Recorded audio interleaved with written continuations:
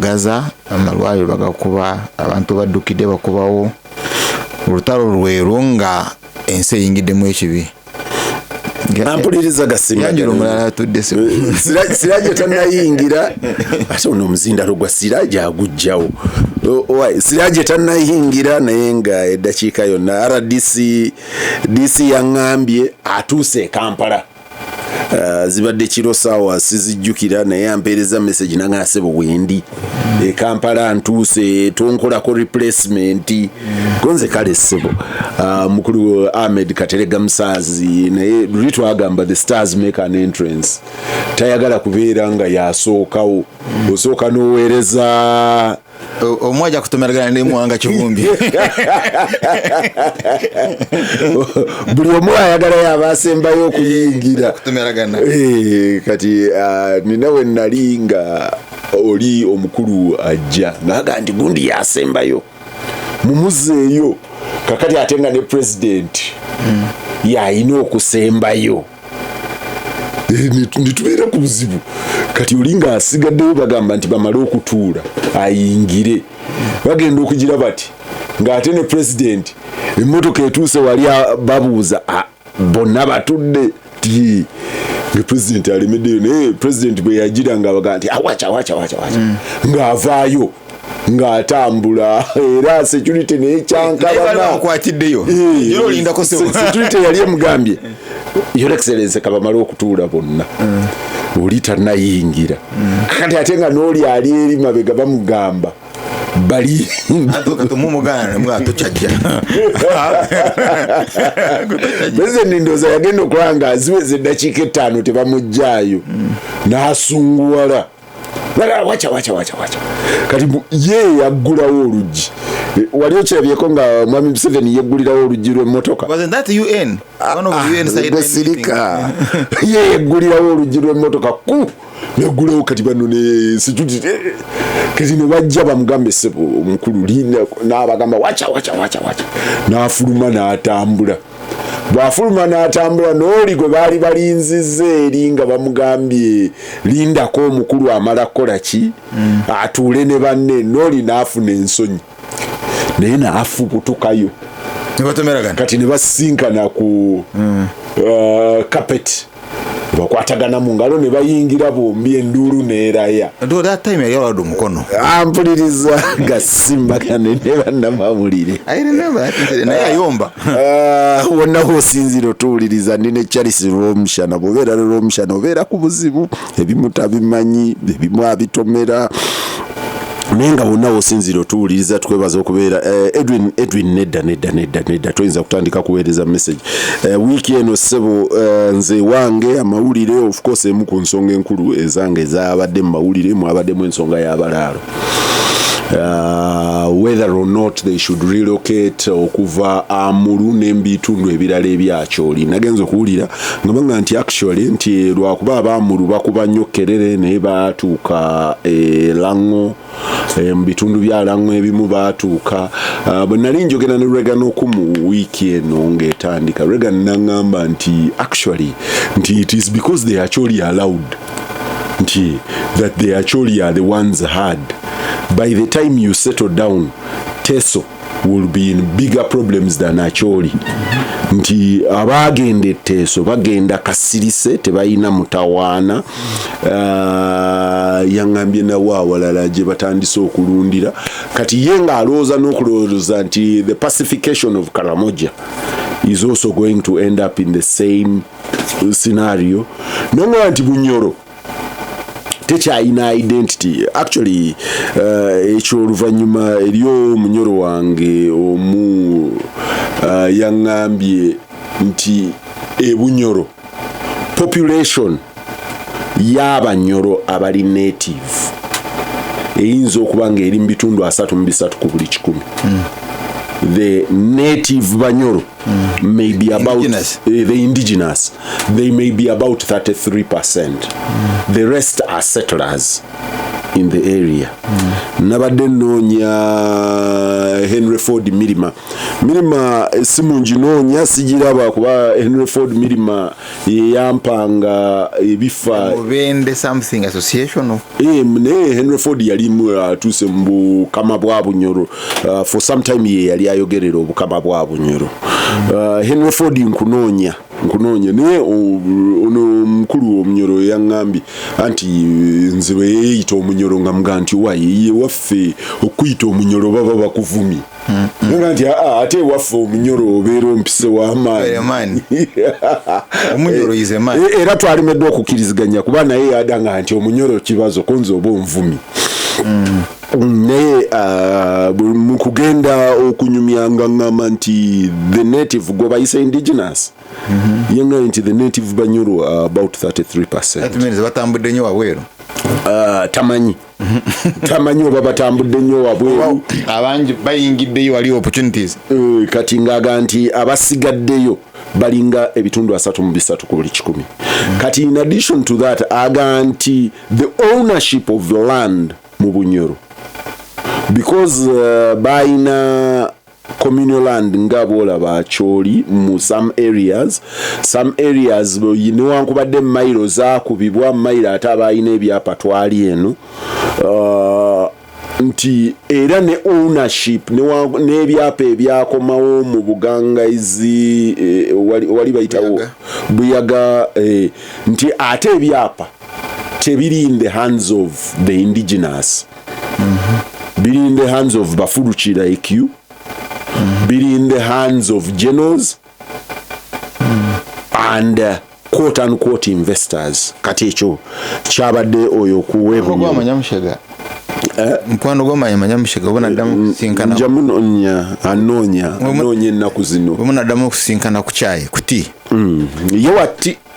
ye watisi wa kofi kata ujumubuze mpola oba Kyalugonza teyamulabula wali onyweddeko chai ne minister nga atadde ekipapula ky'amata mu pakoleta nga minister nadire ekipapula kino amata mu plastic bag yago n'atokosa switchinga on pakoleta n'asulamu ekipapula ky'amata twakikolanga n'atokosa n'ajjamu bwe twanywanga chai ne nga minister ngera mfumbawo mu office najjamu ne tuteeka mu bikopo ne tunywa the last time nga bambala high school kakati ajja era ne bwe yava ku bwa minister nga atula wano ku Woodium House nga bwe tunywa chai kata ajja kugamba nti ne bwe bamuwa commission aludde okumpita anti waliwo sente musinkana mbonako kakati ya nedda na musinkana nga minister we teyali munaku so ajja kugamba nti Kyalugonza yamulabula bagende bakwate ettaka Bunyoro. Why? Because bali bagenda kukyusa etteeka nti bwe basanga minerals mu ttaka lyo you will get a percentage of the value of those minerals.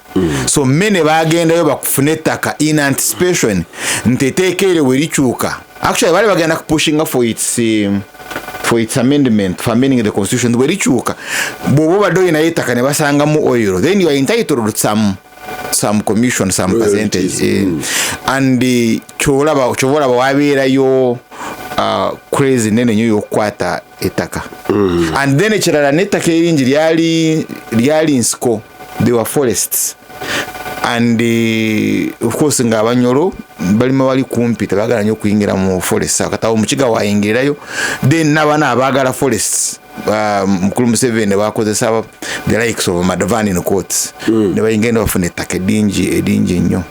Of course we can then you have a huge migration from the north and West Nile. Yes bangambye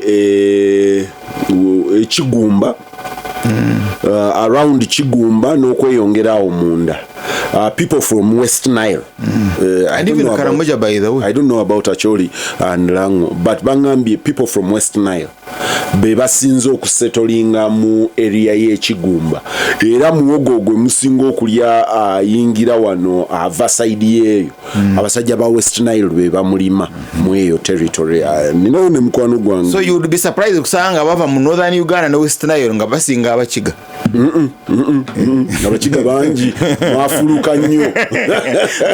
But I think it was government policy. Okufuluka. I mean si abatwalayo. It was government policy. Of course weekend mawulire gabadde awash ne Equal Opportunities Commission report about job opportunity distribution mu public sector. Si mu public service, mu public sector. Emirimu giri luddawa Rwomushana gye bava ne reporting nga be basinze okufuna emirimu emingi mu public sector. Hata yagala kumbaira kigumba. Because Western Nile etandikira kigumba. Western Uganda etandikira kigumba, etandikira Kaluma. No, Southern what? Southern what? Mbaba bazenga Western Uganda otandikira Kaluma. Kakati nze yagala kumbaira Kaluma. Batugambye mwe musinze okutwala emirimu emingi. Era wetwogerera buli wali opportunity ba chief executive bani ne ba distributing n'abalala but that's a debate. Kakati omugenzi Keith Muhakanizi ng'akyali obadde omubalirawo Keith bwabanga PS mu Western Uganda. Lyantonde. Actually ekyo nali nkigamba mukwano gwange omu nabadde nkebera what variable did they use okudetermining nti ono wa Western Uganda, ono wa Eastern, ono wa Central. I don't have utter proof nina gwe nnoonya ambuulire naye eyabadde ngamba simwekakasa bulungi saagala kumusimbako bandiireko yangambye nti bakozesa names bawedde nti bwe baba bakozesa names kibazo munyuru ayinza okuba omufumbira kibazo izina kibazo munyuru munyuru ne ekyo sikiinaako bukakafu naye nga yaŋŋambye bakozesa oli yaŋŋambye bakozesa mannya usually mmanyi nti abantu bakozesa districts of origin. It's easier okozesa district of origin. District of origin however erimba kubanga Rwomushana's district of origin abana ba Rwomushana district of origin is Kampala. Yes. Era mutabani wa Rwomushana bw'anaawandiika siweri ewamwe ajja kulimba ayakuteeka ewaffe ewamwe ng'ayagazaayo ki oyo wa wano district of origin is Kampala. Kakati bw'agenda okujjuza foomu ye and usually people feel them unconscious. Place of birth n'atandikira Mulago oli n'amaliriza n'amanya nti that is Kampala and that is a lot of people. Oli n'ajjuza Namuwongo ne bamanya nti that is Makindye era nembwa abanoonya identity card omusanga ali Makindye omusanga ali Luddawa. Kati ezo districts of origin nazo ziri very can confirm now Mwanda people were complaining nti Western Uganda emirimu gyegenda nange mwendi because ndi wakawempe kati challenge weri nti neje ba reflectings mu Central tuyinza okubanga tugigabana 5-5 ngejiri mu Central gibagaye nti gino giri mu Central 18% or was it towards 20% nga najjo ba Rwomushana ate balina ka 5 ku 10 kubanga nabo district of origin Wakiso agenda okuganga we Wakiso we Mukono nenga ye Rwomushana ye Ngonzibwenga nga muli nabo kakati Gomba in terms of geography eri Buganda Lyantonde is Buganda Gami Keith would be Muganda. So if you're looking at district of origin some Kutesa is in Buganda. What would you abe Chibale I mean Chibuga but it is a shared district in terms of settlement kati ebimu bizibu okudefining and I know it has caused a lot of discussion but for me the larger discussion on it is a power game. It is a power game. David Tinyefunza nga tanagenda London mu mini exile kati nayo erinya lyakyuka yesejjusa anti bukola ino okubeera mu Buganda wesemba bule wawano kati omubalira omubala semba bule kati naye nga tanagenda in one of those little last interviews I had on WBS ebimu ku bye yangamba nti power buli lwekyuka abantu abalina ssente abantu abacontrolling visibly buli kimu bakyuka kati mu kusaagana nti kimu ku bikyuka is places of residence nangereza Kololo, Mbuya, Bugoloobi, Nakasero, waliwani Muyenga is new but now it is nti ba residents bebe ebitundu. The newer ones are now including Buziga, Chigo, maybe Nontinda, Bukoto, ministers bejawo komao kugende wabakibazo kati eyo nayo wajja kukyuka because the residents abalemeddwa Kololo bagende eyo buli alemererwa Kololo n'atunda Nakasero ng'agenda ng'agula ekira ng'agenda agula Bulindo. It is exile. Bora be waffe bonna bali mu exile, wealth exile. Internally displaced for wealth purposes. Buli alemererwa na even Kololo has become a mess. It's now becoming business. But what David was saying, Jenna, nti those hills changed residents.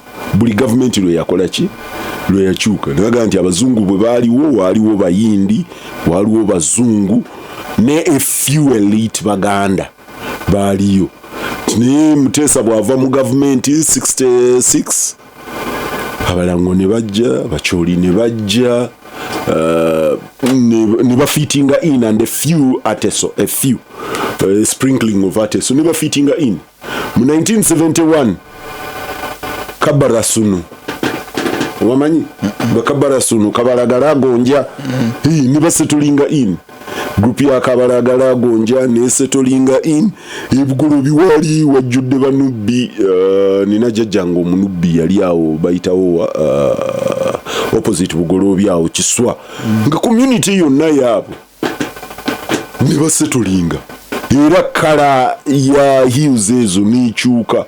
And that's what David says. And he says that when the Obotes returned, there was a new change.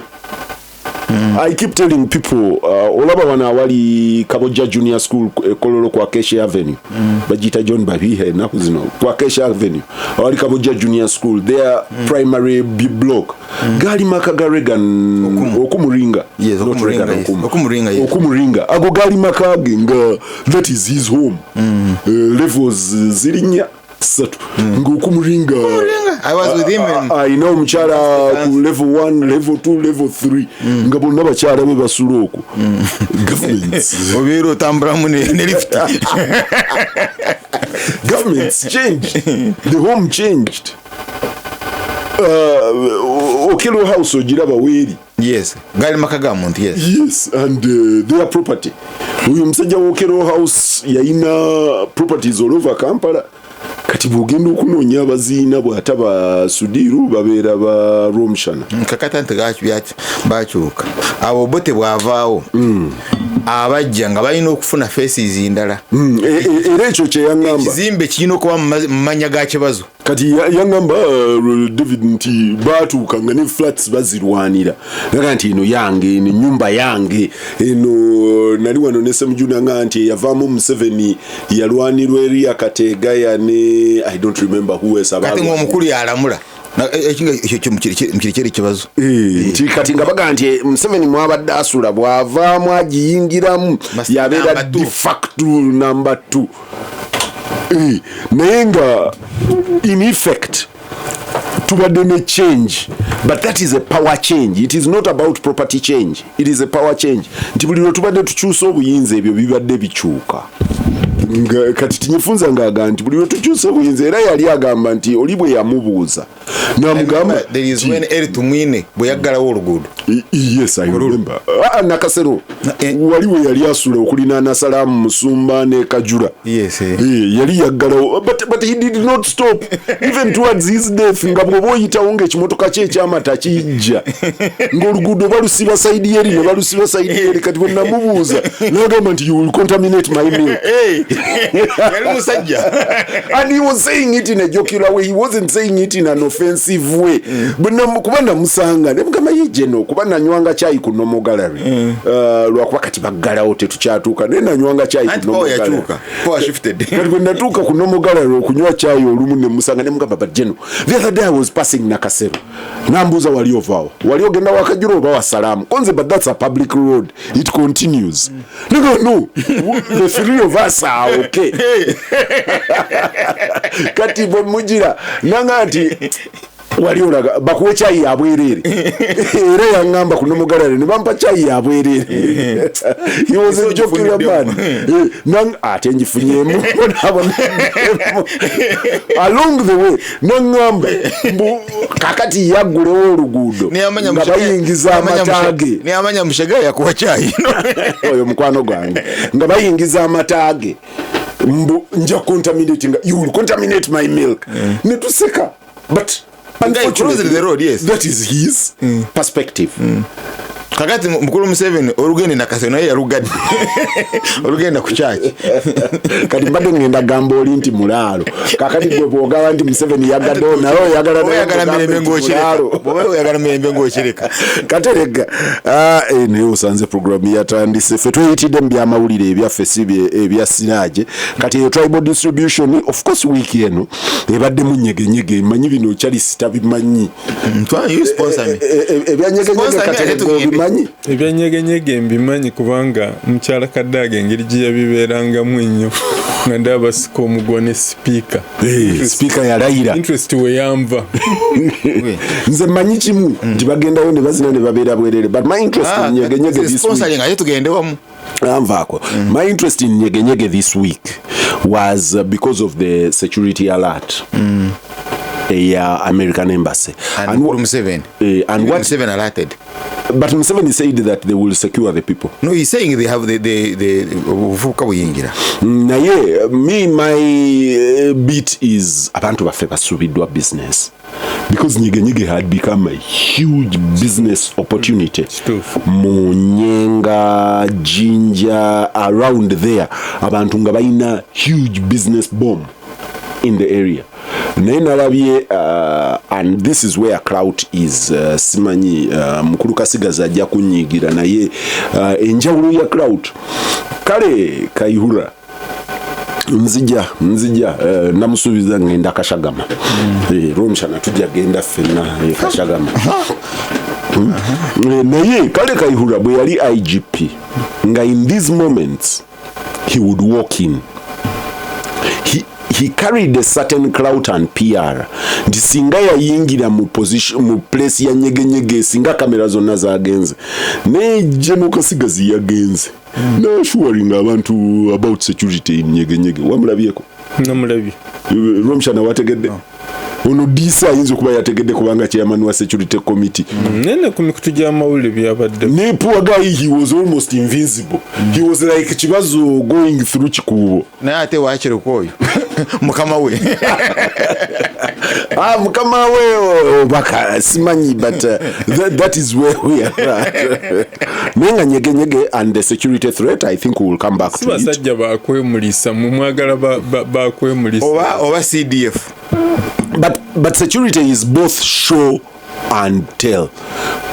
Because right now Netanyahu Waganti will make the earth shake. It is not just about the bombs, it is the message. Dare us not. Yeah. Well, they wanted to make a mistake and gave someone atasani do uyinzi. Kati Bush bwe bali bagenda Iraq omulundi ogwasooka, it was desert storm. The messaging is very important in security. Eri yali ani shock and awe. Yaddako yali shock and awe. nga bombs zitonyanga enkuba and they are filmed. It is not about just the bombs raining, it is about the message. Kati gobobeera mu security nga miskini olinga nzo wasapule olinga faza ayingira oyagala babeere nga kibazo ayalonda gunedi nga muto nazambala nga Rembo yaliemu naawe but I mean that's the security is both the visible and the intel. Weetaaga abantu kye bagumirako jeno yabadde wano ekireeta bajjeno nga azimbye ataddeko ennyota sigamba nti ye takoonwako kutiisatiisaayo naye Mungu ne batuweereza genero n'ayitamu nga atunda ebinyeebwa ojja kumulaba but of course ekisembayo is opposition yakomyewo mu parliament this week. Wiiki gye yakomyewo ne right honorable speaker yakomyewo yavudde mu maternity leave naye yayanguye. Nali mmanyi maternity leave ennaku zino zibeera za myezi 3 ennaku 9 working days. Abalala actually ebitongole ebimu byongeddeyo bigaba mpaka myezi 6. Nali mmanyi parliament eneetuwa enkizo yeba ekulemberamu abakyala bawe emyezi 6 nga bamaze okuzaala bakomewo nga bahiirinze nga n'omwana akuze. Naye namba yamaze myezi namba 3 mu Uganda bw'aba atwala live etewera mwezi ya maternity moyo gwa gwanga abakyala abalala banaaba batya mkyala mugumu. It is not good messaging for abakyala abasigadde asaba live wange mu office nga speaker teyawezezza mwezi gwe bwozaala wiiki 2 komawo. Speaker teyawezezza mwezi namba 3 wa Uganda. Tegwaweze. Nalabako omukyala ssebo ayinza n'okubanga awuliriza kati yalina secretary bureau ku State House okuliraana DP yamalayo olunaku lumu yoyo yali yeekozesa nga anti bino ebyamaikromani ye alina okugira ki okubeerawo okulaba ebitambula yazaala ggulo twamwekanga enkeera nga yakomyewo agira ki ayusa omwana addukanye omwana ng'amulekedde maidi eka. Naye challenge endala of course speaker mu kukomawo ate ne mukwano gwange Matias Mpuuga Nsamba ne bamuwanga Kivumbi Baisha ne bakomawo bateeseza basinkanawo simanyi bateeseza basinkanawo. Nejjukira speaker lwe yalina okusoomooza mu bannayuganda bonna teyayogera na ku mukulu Magogo yaga nti nakibuuliddeko Honorable Mpuuga. Kakati kino kibazo kyotegeeza nti sina kyentegeeza nze nkola observation jukira nti nze nedda ekyo si kyentegeeza nze nkoze news review siraje waatali anti kati ono ebigambo byetulira byasiragamba nti kiri kale kye yakolanga nga buli kimu kitambulira ku ye nti ne speaker naye kyagezaako anti there are two possibilities yategedde baagala kujja najja bategedde ajja ne bajja bakipanga wamu oba bateesezza nti bantu be bakozi be ebyo byonna kati bibyo Rwomushana nze ekiri factual speaker yavudde mu maternity leave nga tawezezza nnaku za maternity eyemu. Ekyokubiri nti mu wiiki eno ababaka ba parliament aba opposition government yaseeseetuse ku nsonga zaayo nekkiriza bye basaba ne bakomawo mu parliament. And in addition to that akakiiko ka rules ne aka discipline and what kabadde katuula mukuluzaako abadde appearing n'omubaka wa Katerega Kinyamatama naye yabaddeyo. Kakati nankan agala amalala mawulire ku luguudo olugende Hoima omugga the Black Bridge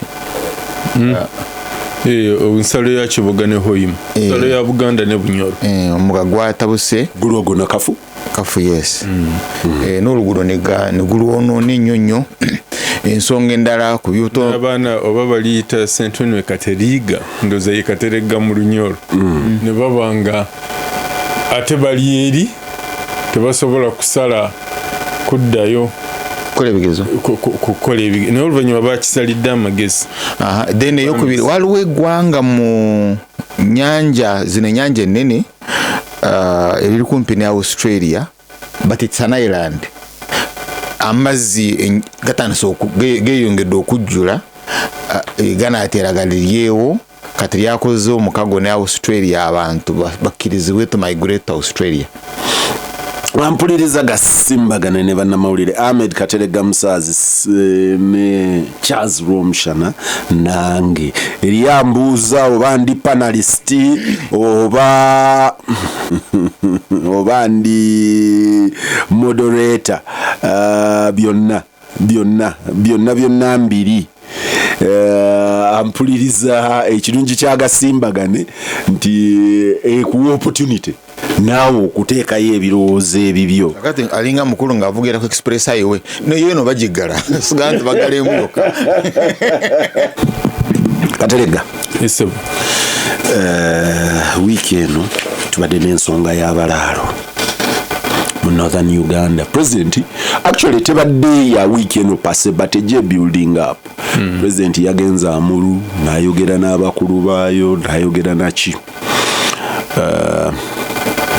yogurt ekintu ky'abalaalo one newankubadde emirimu gibaako abagyefuga. Mbadde mpulira mujja nti mukulu wange yagamba nti buli awagira ki ababeerawo omanya nti kati abo beebo. Naye obulaalo ekisooka mulimu nabadde nina omukutu kwendi muganda wange Wakabi Michael nga agamba nti omulaalo eriyo omulaalo akubudde Rwomushana amuyita amubuuza abamukozi taba nannyini abamuliisa ne muwabula ne mugamba obuliisa kyalunya kitara tunyanko lukiga lunya olutooro naye obulaalo kya Luganda kitegeeza mulunzi. Ayinza okuba omulunzi wowe waka alunda ente ezo, ayinza okuba omulunzi alunda ente ze naye tekitegeeza nti gwanga yadde emirimu gibaako amawanga ne baga nti ab'eggwanga gundi be basinga okukola omulimu gundi. Kati wano mu Buganda until recently nerooza era bwe kikyali n'Omuganda yeekakasa nti omuntu asobola omulundira obulungi ente muyima nti ye kiba kizaale mu ye naye nga Abaganda bagambanga nti ekitatta muyima tekimala nte. So kye tulina okusooka okukanyako. Then ekirala abalaalo mu Northern Uganda babaddeyo ebbanga lyonna era ne mu Northern Uganda abalunzi b'ente ab'amaanyi nabo baabanga nabo. In fact waliwo omukwano gwange kati munene mu ndooza mu Rwanda Revenue Authority baava eri waffe Sembabule yannyumiza nti ndooza lwali lutalo lwa 79 akavuvuŋŋano oba kaali soroti oba 10 ente ze baali balunda ne bazikuba mu kavuvuŋŋano ako ne basibira Sembabule ente ne bakuuna nazo. Naye kikyengezaako ga nti even before abalaalo mu north ne north eastern nga n'awalala tulina ono omwogezi wa Nupu Ebusoga Bigirwa oyo mulaalo w'Ebusoga. Obuzibu bwokka ndowooza kati obukireeseemu. Katerega omanyi nkumanyi Katerega asobola okubeera omukujjukujju kyekigambo kye nnenda okukozesa.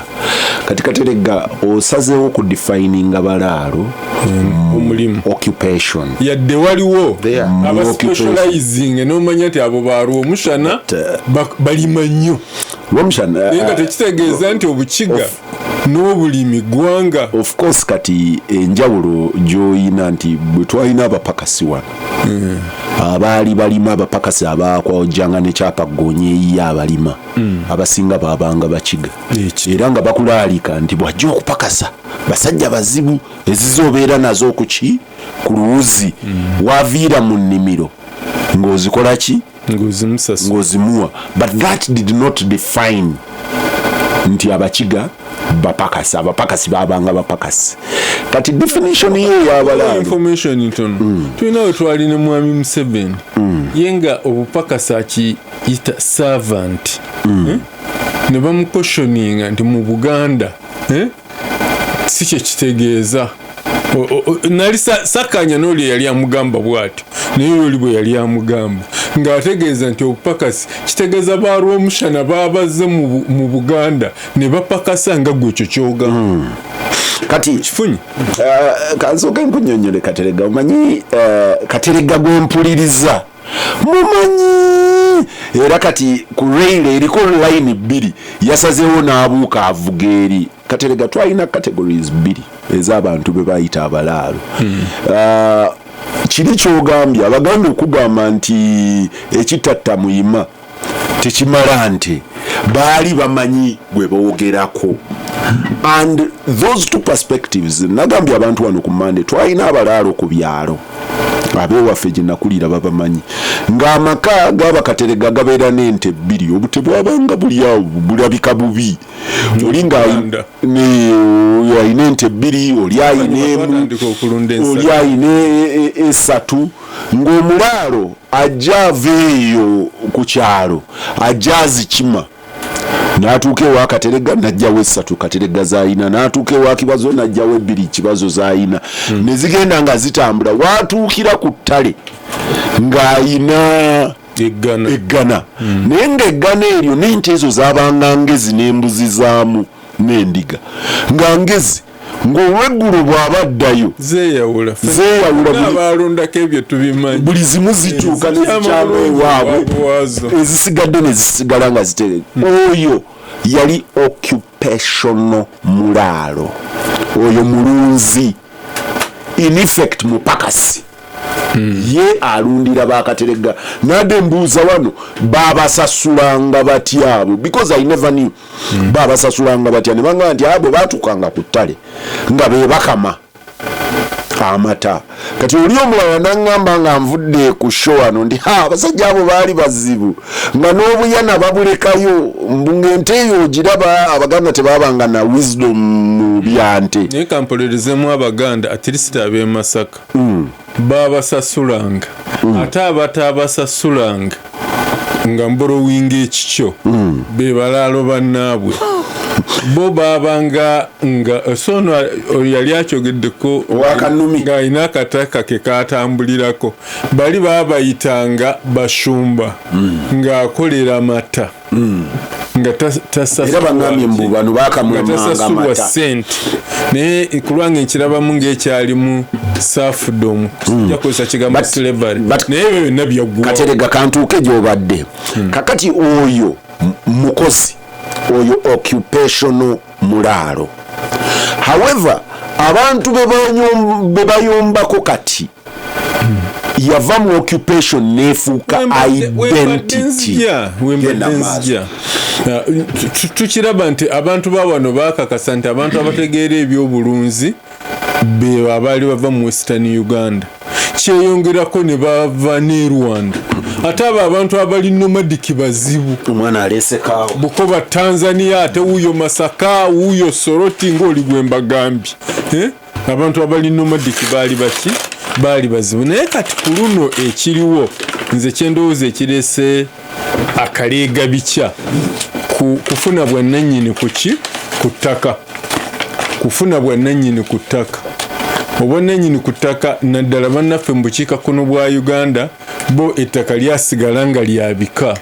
Ebigambo ebyo bimbonyaabonya bukiikaddyo bukiikakkono kyova nsigalayo nekiri eky'oluzungu kyemanya amangu ebyo bambuzabulizaamu nga ate agamba amambuka ng'asinziira ku maapu bwebeera ku lubaawo aba abyonoonye kuba toyinza ga nti omugga kiira gukulukuta gudda mambuka kosi gukirira. So obuvanjuba ye east, obugwanjuba ye west, bukiika kono ye north, obukiika ddyo ye south. Kakati abantu obuzibu kati we buli bwa ttaka abantu bomukiika kono olw'okuba ate ono Rwomushana yali musiye abijjukira bulungi baabulanga n'okwagala okujja n'amafumu musiye naddala ab'omwakyoli abo. Ndowooza abantu abaali abakambwe ku by'ettaka baali ba mwakyoli baali ba mu Bunyoro. Nzijjukira nga ab'ebunyoro naddala abava kati mu formalist counties Greater Kibale, that is Kibale Kagera. They not lost anymore. They are still lost. They are lost. Balondawo gye baagala.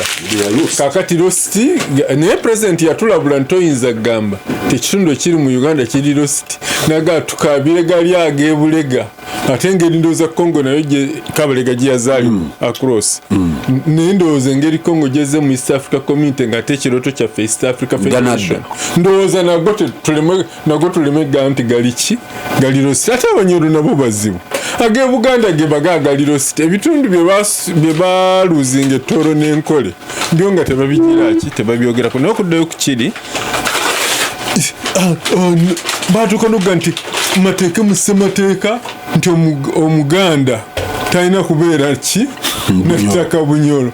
Professor Senteza Kajubi n'aga bannange omuganda alime kubeera ndowooza era Rwomushana ojjukira omuganda alime kubeera nattaka Bunyoro naye ng'Omunyoro alina ettaka e Buganda mumulaba kijje kiki oba kiba kibe naye n'ab'omu north naddala akyoli nga tebaagala kulaba muntu wa ggwanga ddala lyonna olwa yaleeta motion nti erinnya lya Uganda tulikyuse tugiriite ki tuliite Nile Republic. Then what shall we call the citizens Nile Patch? Ate bambi mazima yali akiikirira abalema ye yagamba nti Nile Republic nalyo teriri neutral bw'oba ogijja ku Uganda kubanga ate nalyo banairotics abakyoli n'abagwa mu ttulube eryo nabo bajja kikinala nti tugume tusigale na kino naye okusigala ku kiri nti obuzibu bwonna we buvudde kati kwe kuba nti olw'okuba ssemateeka agamba oli waddemba okubeera wonna mu Uganda, oli waddemba okusenga wonna mu Uganda, oli waddemba okukolera wonna mu Uganda, n'abalaalo nabo ne baga nti ate guno omugano kubanga abakyoli bano boogengala tigo n'abalala ndowooza mayiro ne mayiro ze bagabanya ezisinga ne bapolokagwa ze baagira ki ze baagabana ate abamu ku bataka mwakyoli bebeeguliza abalaalo ki ettaka mpulira nti bbeeyi dondolo naye ettaka lyafuuka commercial oba Katerega actually awo we wali challenge endala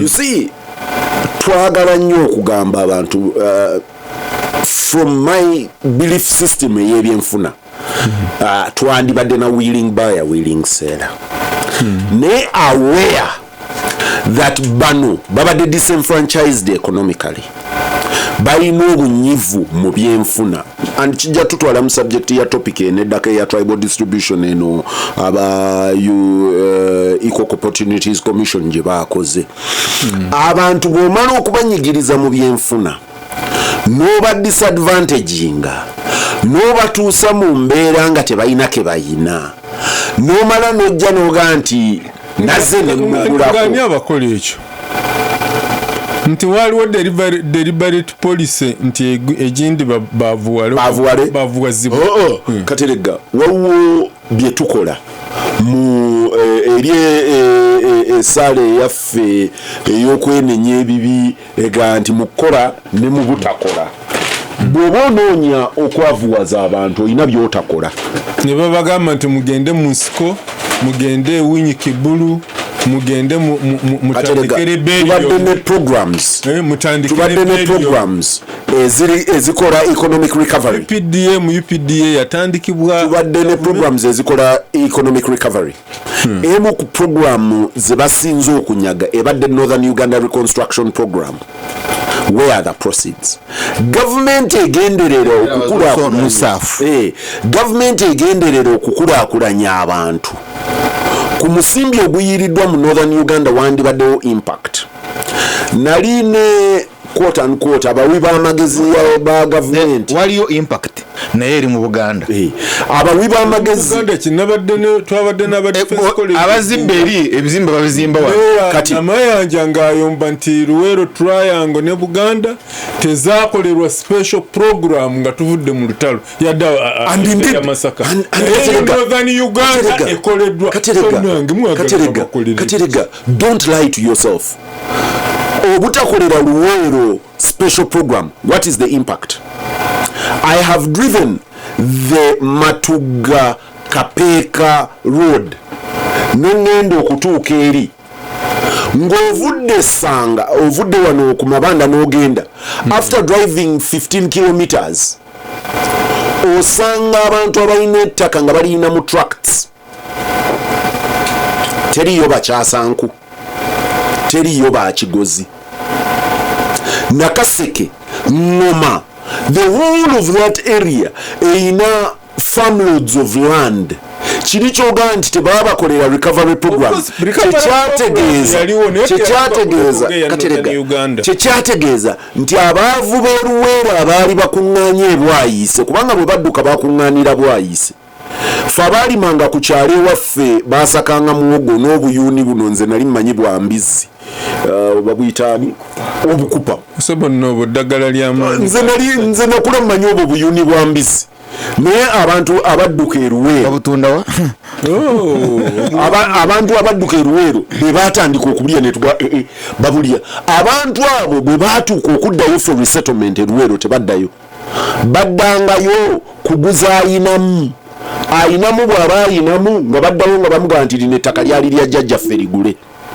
So bw'ogamba nti Luweero tebagikolera special economic commission to recover. Naye teyatuuka ku level ya Northern Uganda. Katerega, you're speaking with a forked tongue.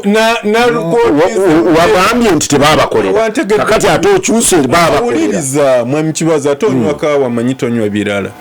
I was quoting Mayor wa Masaka. Yabadde agamba aba defense. Mumugambe nze ngoba n'abantu kanzimbaalo. Yabagambye yadde twakyaziddwa aba defense college. For the first time we have lied. Ulinde leero. Takola ki? Kanywa birala. Omukyala Namayanja. Omukyala nali naawe ng'onywa kyayiwa ebikoola. Kibazo. Ofisa wa UPDF yabuuzizza nti Masaka esobodde etya okuddawo nga teyalina special program nga ate yakosebwa nnyo mu lutalo lw'79 nesinga ggulu ng'ate buli kimu eggulu kigikoleddwa. Namayanja n'addamu n'agamba tweranzizza ffekka tewali kyagira kyako. Nze kennyini nabawadde information ne bagamba UNRF yajja n'enkola ya Rehabilitation and Reconstruction Corporation nga ey'okuzaawo Masaka, Mbarara n'Arua nga n'ekitebe kyayo kiri Masaka. Naye olwo ntale ezaagwawo tekyakola ki impact. Then y'Oluweero yafuna program naye teyatuuka olw'ensawo nga bwe yali mbuddo ya Northern. Ekyo ndoza kitegerekese. I was quoting in Namayanja ate nze kennyini nze nalese information. Obadde ngamba. Ani nze nakugambe Kategeda nti abantu bw'omala okuba impoverishinga nali ne advisors ba government nga baconceiving a program mukwano gwono omugenzi Keith Mwakanizi nga and it sounded very English, very decent. Actually nagibayinga into right now ndaba nti abasajja abagyopozinga mukwano gwange Regani okelo ne Sodman oli omulala zimwerabidde abaagaana baali balengera wala okusingawo nga baga nti IDPs tezivaawo, gavumenti enoonye ssente ezifuula satellite cities. Actually, that was my proposal. Never go Richard, if you remember. Ezifuula satellite cities. Bwenezifuula satellite cities zimba amasomero kumpi, zimba amalwaliro kumpi, abantu bazimbira amayumba agambuka waggulu naki. Opening up land eri endala yebeere ya kulima bulimi. Then banabali bananyi ndio babere shareholders. Okero. Nangai, he's a peasant. He believes in his father owning land. At an economic nangati, I believe in my father owning land. Reagan Okumu, in his typical cynicism, I haven't met an innate cynic King Reagan. Reagan, you want to know you want also to be like this Mularo. Yeah. You put us in IDP and come and take our land. Naseka. And that time it hadn't happened. The war was only going down. Now I realize those men were actually smart. Nti ekigendererwa ekifuula DP ettaka litwalibwe newankubadde kiri ekyokukola satellite cities tekyakola. Ultimately, finally, ettaka balitutte. Kino kyetugamba nti balitunze is not true because bayinike tebalina mbeera bakkiriza ku tradinga mu katale at an equal level. However, nina ebizibu ebirala nakyo. Mwami Museveni bw'ajja n'agamba abalaalo musenguke eyo nayo pantomime boom. Nti obagambye basenguka akyoli. Abali Nakaseke bakole ki? Bavaawa.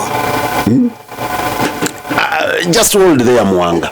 Bwe basenguka akyoli nti babali akyoli basenguke. Abayina ebuliisa agenda kugamba ki? In fact, abamu ku abo bava buliisa.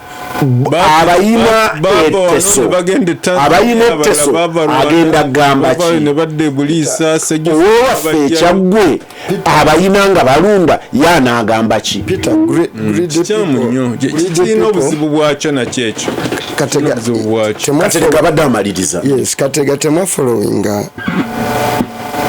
na kwata ababaka ba Buganda.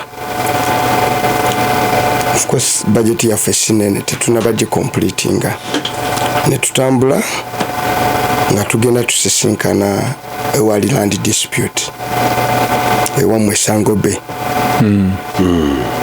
Twajjayo. Bagala kettaka lya industrial park awo. Masakate ina industrial park. Of course, the bottom line gendo kebera aba China betwasangayo.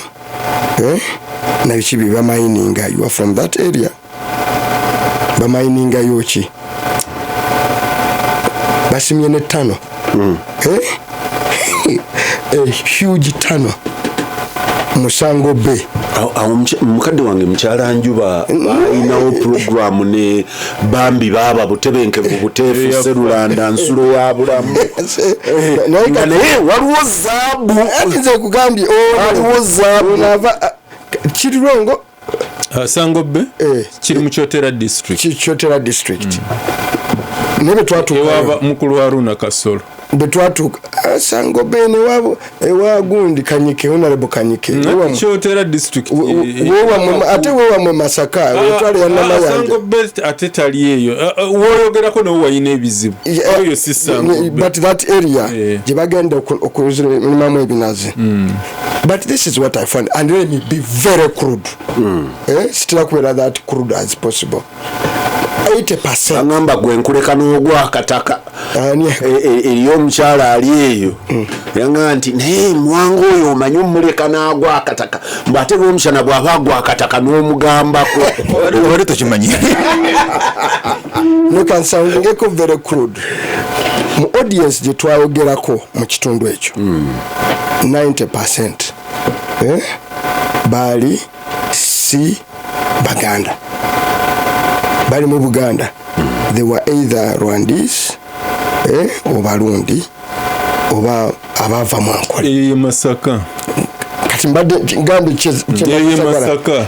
Naye nga Museveni ne banne abaguzaawo abagala okutwalawo awo badisplacinga kati tebakya displacinga Baganda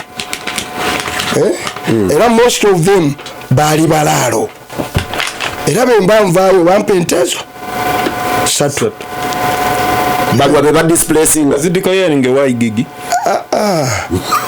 bampe nti 3 ne tuzisala tuzirye nyama nabo kati toweddeyo twazirye nyama nabo ndoze era nakyo declaring anti bampadde ne tuzisala bampe nti 3 benali njogera nabo deeply nalaba a community ebadde betrayed navaawo nengende ekibuga kibuga I met the same community netuvaawo netugenda ebukomansimbi nasanga same community era this community Museveni tagisonyiwanga mutamu wa Kalulu ate ekyo kizeki andi nze nkula same community yamulibberingako nga abantu bababba nabo bagidisplacinze era mu Kalulu akaggwa eyo gyolaba kote corridor eyo tiamuwa Kalulu okujjako essembabule n'eryantonde whatever ojja picking up areas naye nkugambye kato corridor eyo ebadde mu Buganda nga ye fall back position ye tiamuwa Kalulu yajema betaaga mboko era ngenda okuvaayo nga nyina obukakafu era nagenda okulanga Museveni alina basinkanye abaga nti oyo kivumbi oyo era kyaddira kumpandikira kireeta kiri ekyamponinga nze nali manyi reteete yali ku PDM nali nyina wenkutte wakolaki awaluma so eyo gyogambye nakaseke 2 things happened kyasooka mu Buganda and it is deliberate nyina omukulu omu gwe sijja kunyuma mwanga katerega amaleyo ofune full submission nze kyenabadde ndowooza naye erimu almost ate ndabyo naawe yendowooza okutwalira awamu ekintu ekyo kifaananyi kiri sente za Kajubi kye yawoningira ab'ekibaale nti tukole etteeka ti Abaganda tebalina kuba na ttaka Bunyoro naye ng'ate Babanyoro basobola okuba n'ettaka e Buganda abantu badda mu sensi zaabwe ne bagamba tuteekewo ensawo abasentira roads ab'e Bunyoro basasulwe regardless kuba n'Abanyoro y'ekibaale nabo bagabana ettaka yadde Abanyoro balina propaganda ey'amaanyi naye nkugambye nti Omunyoro Mirima n'Omunyoro gwe nasinkanye wiiki eno accusation yaabwe egamba nti ne bamwateekawo fund okukompesatinga ate ebyapa ebyava mu Baganda tebyadda eri the native or the indigenous Banyoro ebyapa byagwa mu kkubo mu bafuruki abafuruki ne babironda anti gyebali kakate bw'ogamba nti oli ku bonafide okufuruka is refugee aliyo musenze mujja bw'ogamba nti bonafide occupant Mwanga agamba nti n'abafuruki tebabifuna simanyi nnyo bye prime minister abimanyi nze kyenwana nako era bali aba defense college nabo nakibagamba ate ne prime minister ne mukyala n'abakoba bwe bali e Masaka mu Apple nakibagamba land fund president yagisuubiriza lw'emiyaga ku mbaga ya Ssekikubo naye n'ettaka eryo erya James Rwanyarare owa UPC na buli kati tebasasulwanga land fund tugiwulira buwulizi so nga ate waliwo ab'ettaka bangi abaga ettaka lino eritanyamba omulimu ab'ebibanja nze bampeemu akanga ab'ebibanja bafune Gasimbagane nga maliriza ekya Northern Uganda twetaaga okuba abeegendereza nga twandolinga ekintu ekyo tetuyinza kutunula butunuzi bwe kibanga ddala kisoboka okuba bwe kityo abantu abalala okuva gye bavudde nga bamalawo ettaka lyakyoli naye tuyinza okukola nga Abaganda Katerega kankubuuze kino kitayingire ino bulumu nti omanyi ebintu bino bitambula ng'ebitafaanagana naye nga bya Luganda byafuuse balongo bannabansasaana wiiki eno obadde ne report ya Equal Opportunities Commission ate awo lwaki tetumaze kiri wait ng'ekulaga distribution y'emirimu especially at executive level. Is it surprising therefore nti bano abalabika nga be balina emirimu be balina ne executive opportunities mbadde ngamba Rwomushana nti bwe baba abaze na ku district level nga baagambye nti district gwe wamwe osibuka wa nti nsibuka wa Kiso nsibuka wa ate ne bye babaze mu central tuyinza okukakana nga 5 ku 10 because Rwomushana ajja kugamba asibuka Kisaasi we Kampala nono we Rukunjiri naye batabani ba Rwomushana be Kampala kati bajja kuba bawano. Is it surprising therefore that where the resources are largely skewed, where emirimu gyegiri bebano beba accusing anti abalalo batuteka ettaka, do you think it is by default? Ate ekyo nakyo sebera nja kwewola sie omugenzi Pecos Kuteesa yali kategoriko, yali ayagala abayima ebeere tribe era ebeere mu ssemateeka ng'agamba kikimwagaza nti bajja ne babayita nti balaalo nga kirabika mu Lunyankole ate abalaalo kitegeeza abaava ebweru wa Uganda, Abanyarwanda, abalinga abo. Ne Sejjusa naye yakiddamu bwe twali mu press conference ku Uganda Media Center ng'ali mu operation ey'okujja abantu abo e Buliisa bagire nga babateeka ekyankwanzi baali bavudde Tanzania era naye n'agamba abalaalo si banna-Uganda. Definition zino zaawukana mu mawanga, zaawukana gwe boyinza okulowooza, gwe boolowooza nti be bayina kantwale ekiki ekyo nti be bayina emirimu, abalaalo abo bayina kyemyo ate si beebo. Ampuliriza Gasimbagane ne bannamawulire nkomawo kamwene mbirango kankole sente kubantu nina be natuula nabo ku kakyawo olweggulo Samuel Muyenga bwe twatandika okwogera ne tugagundi onama wesi Munyankole osimi ku muzi atatya nze mbadde mmanyi ono Munyankole nti abo si Banyankole abo bahima kati bwe nagira bwe nti ne binema okutegeera ku nze mbadde mmanyi abahima Banyankole because of states. Esaawa isikenda kwera Radio Simba Yunusu Kasirivu nkulaba olajana Kasirivu akugambye sebo temudayo okugamba nti nyegenyege teyajjudde mbwa anoonyeza ne ticket ne Kasirivu omusajja omukulu okima kimunyegenyege agambye abato mukima kimunyegenyege mbu ticket ya mitwala abiri nedda sebo naye aganti wanu ebyo babadde oyogera nti wawe ebitundu ye Kasirivu yakolerako emasindi naye baatuukako n'omugaana okulinnya Costa kubanga Muganda tikase yayogera Oluganda ne bagamba nti ono asigale era mmotoka y'amagye yamuyamba okuvaayo. Naye mbadde sebo njagala mpunzike mu dakiika ntono nnyo emu. Abaganda bwe baamala okugabana ettaka lya Mayiro ne batandika oliguza Abayindi n'Abazungu, olukiiko ne lutuula ne lugamba tetugaana Muyindi oba Muzungu kumuguzanga ttaka lyaki lya Mayiro, naye olukiiko lujja kumalanga kukkiriza. Ko olumu kiyinza okuba nga kyetaagisa genda kukola ssamba kya lukiiko lunaamalanga kukkiriza. Buganda bwe Obwakabaka bwe bwavaawo mu tteeka eryo ne bakiwa minisita okutuusa ku ssemateeka wa 95 ng'omugwira okufuna obwannannyini ku ttaka minisita amala kugira ki kukkiriza. Bano basiye bo ne bakigambira ddala tomugwira tafuna ttaka akoma kupangisa okwaki okwalizi. Kakati na kino ekyakyoli kibeere kasavu kanyama mubeere muloolo y'abataka abakulu b'ebika olumu Rwomushana baba bamwetaaga bwe banaagamba nga nti Rwomushana oyo tumwetaaga oyo tumuwe naye tuleme kuteeka nga twagamba mu ssemateeka nti buli muntu wadde okusenga wonna ate tuleme kutandika ring fencing eyo. Tutera ojja okukola nga twapiizinga bannaffe mu formalist counties naye nabyo ebyo oli lwali bigendera mu kkooti ya ssemateeka oba oli awo nabyo birisangulwawo. Charles Rwomushana kakati nkulu kibazo kankisookere waggulu nti tunulira enkola Museveni gy'ayagadde okugonjola kino ekizibu. The method used. One, akozesa decree. Yamwokyeza yaganye. First ekiyasoose okulowooza is a decree.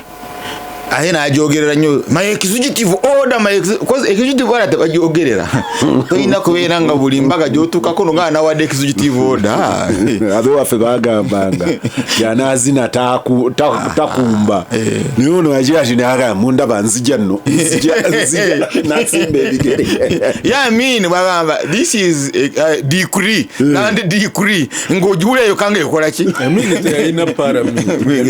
no and I'm saying the method used because wano tola abantu bakozeho regulations eziri mu parliament ntibabireta mu parliament nebidebatinga omunekirala ekirala n'okukozesa amagye that ekimugira is an order to the division commander. Actually not an order nteyawadde order CDF teyawadde na order Minister of Defense teyawadde order Minister of Internal Affairs yawadde order specifically the division commander. So therefore is this a military problem? Maybe. Yes. Or has he decided to use the military to solve a civil problem? Because kata wembadensa Gasimbagane etunulire. And Rwomushana, your challenge is Mami Museveni, the original Museveni, does not perceive himself as your civil leader. No. His power base is not Kanakalulu. Achera bango wa NRA. Era chovola nti solutions ze ziri major, ziri rooted mu NRA. The unit ekumente mu northern Uganda nibagabanga maje the anti-stock theft unit at least yambala kyambalo kya police nibo bangaze kuba kibazo ngakozesa maje aliso wabeerawo muki mabeerawo mu police kintu kya IGP kye kyaganda bamuwanga kibu kutada mu kukola rallies naye wala nga agamba division commander kasagiro wano I don't want to see muwanga kivumbi move.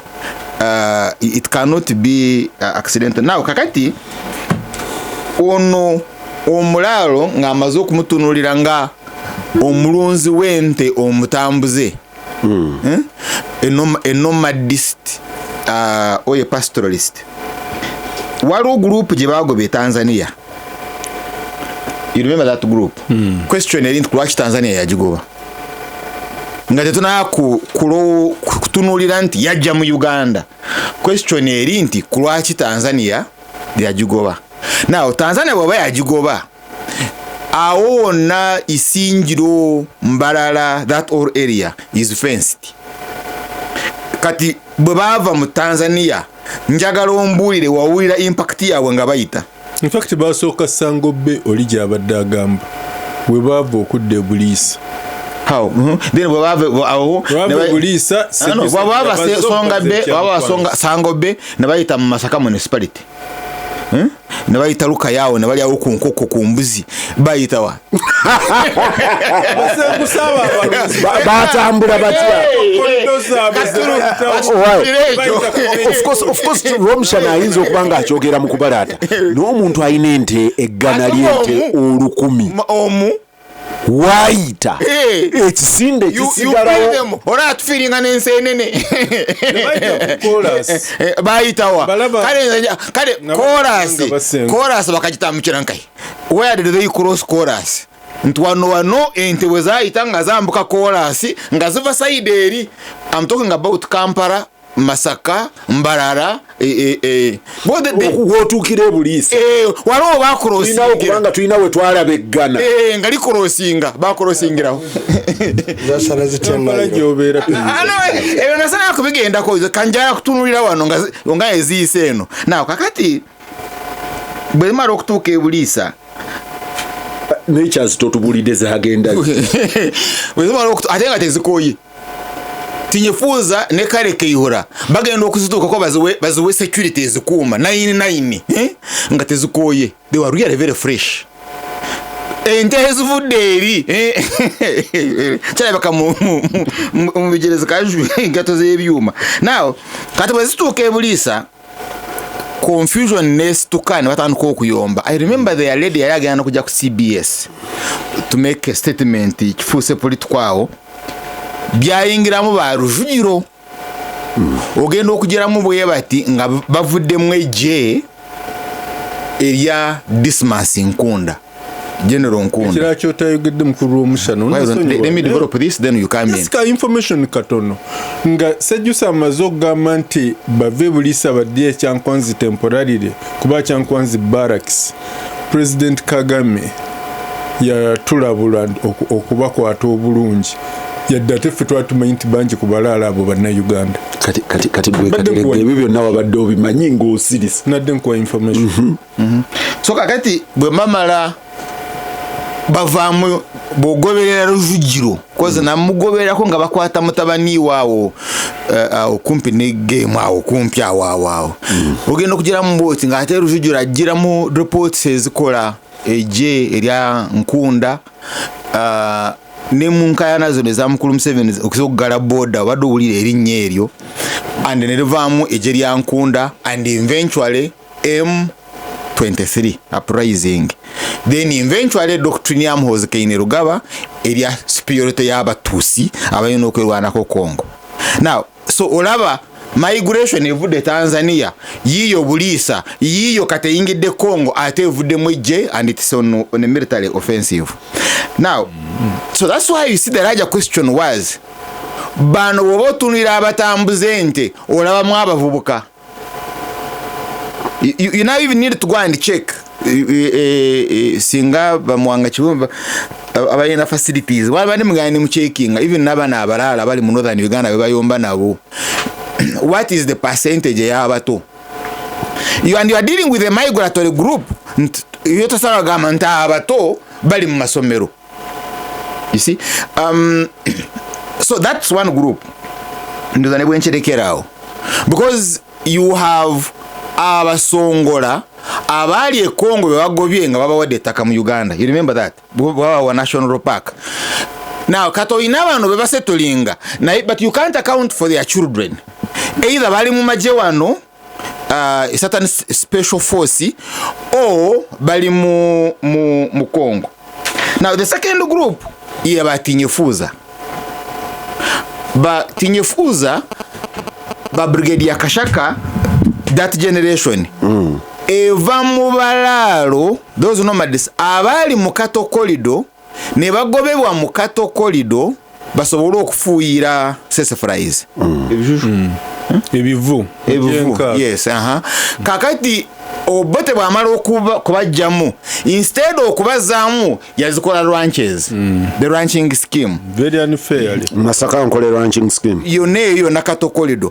Now kati mukuru Museveni bwajja yabateekamu kanjite propaganda abayingiramu ekironto olaba nze ndi baddize ettaka lyammwe kati ne bayingira ensiko the NRA and most of the people ababayamba mu Lukoola n'okulya ente n'ebirala bewali owulireyo mu Lukoola bali part of that balalo. Kati mukuru Museveni ate bwakomawo he did the ranch restructuring scheme. Now ettaka eryabatambuze the nomadists, now it became private property for life. So baritamwebwa aina 6 square miles of land nga bamulekerako nnya. You get kati nerufuka lyo permanently. Abalala bonna abasigadde ku byalo obutambala yonna esigadde ng'ogiwa 2 square miles mu Bagane. And you know they are also expanding, they are growing in number nebirala. Now and so in other words there has been a push never pushing nge bayingiza mu Buganda. Kati ate ne mu Buganda now it comes to the second issue that IDPs of Northern Uganda, they actually became resilient. Actually studies zali ziraga beyongera n'obungi mu IDPs. The population grew in Northern Uganda. But IDPs in Uganda, population was not resilient, it was exterminated. Yes. No. It was exterminated. So it was exterminated. Now, so can we therefore argue that IDPs wezijira mu Buganda, ezajja mu Buganda, nezijja mu Northern Uganda, idea around IDPs was for land seizure? Nemukola netteeka mu CA. Yes, bona bava kutaka, bona bayingira kutaka. During Ogore offensive, the force yawe.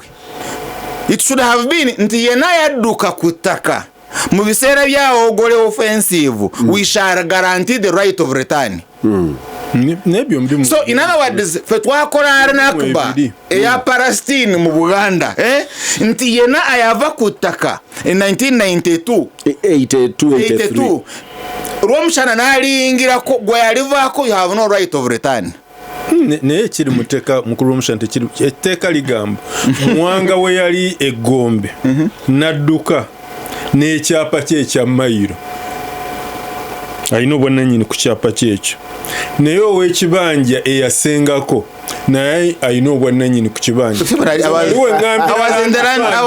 Mwanga omusasule eyajja okugulu kumu ate yali ku gye bayita public land bo bagamba batya bagamba munansi ayina ettaka ali ku public land waddembe okufuna freehold tebagamba waddembe eyesangibwa nga wali wayina lease ku public land automatically wajifula freehold yafuuka freehold mu CA naye ekiprocess isi kandi kyonzi gyeko kirala ate manyi katega akitegedde naye is being deliberate nti Palestine Israeli gwejja mu Israeli ngegikola Israeli nemutwala mu exile teyamu right of return.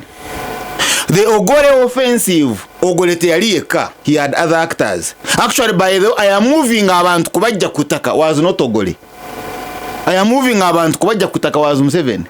Okuba onyobulamu whatever. Yes. Kat question erinti bwe bava kutaka we are talking about the right eyoyo ayaliyingira mungu oli alivuddemu. We are not talking about the right eyoyo ayali mutaka ne bali mujjako because of war. We give a right of ownership koyo ayayingira mutaka ngabala badduse. You see how because we say abayingira mutaka bali kutaka during that time they become bona fide occupants. Now so a group emu then noja wone group endala nga yakalangwa wano Bugerere Kalangwa ajira mu cover y'omulalo but omulalo who is grabbing land ate ne mutakeri muri bagurabinga ne bagurabinga muri atumukunde. Don't ask me alifuna ati I don't know but hey ali grab I don't know but Kalangwa grabs that land kakati nofuna kala y'omulalo agrabinga not the other kala y'omulalo atambula n'ente ono kaleero namwe bali wano mu Kampala musanga yalenga atambula innocent rawo ka ne wemberawo kisasi they are there we have them and we stay with them akubente nagenda mpaka lwasa wala bewayomba naye. Have you seen anybody who quarrels with that kind of mulalo? Kakati mu northern Uganda, you now have a twin problem. Oyina twin problem ya Amanda. Because Amanda, you see, you need to go to Atanga. Bogena Matanga, it's like you are dealing with a national park. The land is too big and population is heavily dispersed. Kakati oli akugamba nti omuntu yazenente n'aliisa n'ebirime is a liar.